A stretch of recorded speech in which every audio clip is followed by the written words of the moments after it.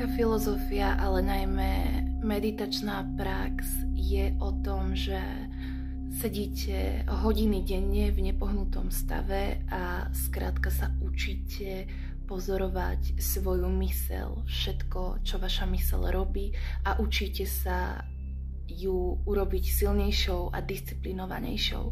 Nie je to žiadne EZO, nie je to žiadne čári mári ani nič podobné. Skrátka ide o veľmi, veľmi praktickú vec, ktorá je neskutočne užitočná do života a zbavila ma kopec neuveriteľných ťažkostí, ktoré som mala, a to bez žiadnych antidepresív alebo nejakých dlhších hospitalizácií niekde na psychiatrii. Takže je to o tom, že učíte svoju myseľ vidieť postupne realitu takú, aká je. Učíte ju vidieť ľudí, udalosti a vlastne všetko vo vašom živote také, aké je, bez vašich citových a emocionálnych zafarbení.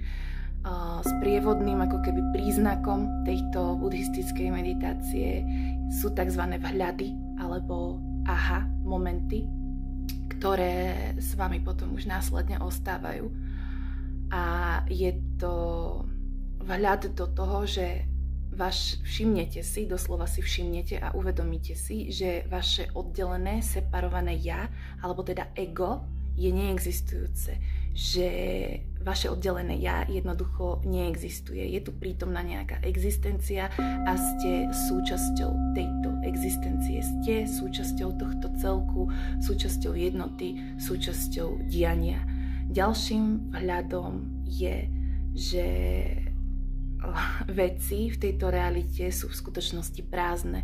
Nie sú dobré, nie sú zlé, nie sú také alebo onaké. Myseľ ich veľmi rada zafarbuje svojimi hodnoteniami a svojimi súdmi. Takže sa učíte vidieť realitu takú, aká je. Takátosť v buddhizmu je to takéto. To je veľmi užitočné, pokiaľ do vášho života prídu nejaké sračkoidné stavy, pokiaľ prídu nejaké depresie a úzkosti, tak sa viete sa pozrieť na celú tú vec tak trošku z nadhľadu. S nadhľadom. Jednoducho sa neposeriete, keď ste dole, a viete si s pokorou užiť, keď ste hore, a nelipnúť na tom. Viete to pustiť. No a s pustením súvisí aj tretí vhľad, a to je premenlivosť alebo pominuteľnosť tejto reality. To znamená, vzniká, trvá, zaniká. Nič na tomto svete netrvá večne. Všetko vždy odíde. Vždy. Všetky vaše vzťahy, všetko, čo pred vami vidíte, cítite, raz musí nevyhnutne skončiť.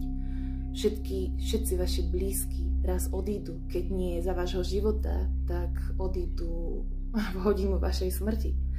A všetko je pominuteľné, všetko sa skončí, takže prchavosť, pominuteľnosť tejto reality a vlastne utrpenie si tvoríme tým, že na týchto veciach lipneme.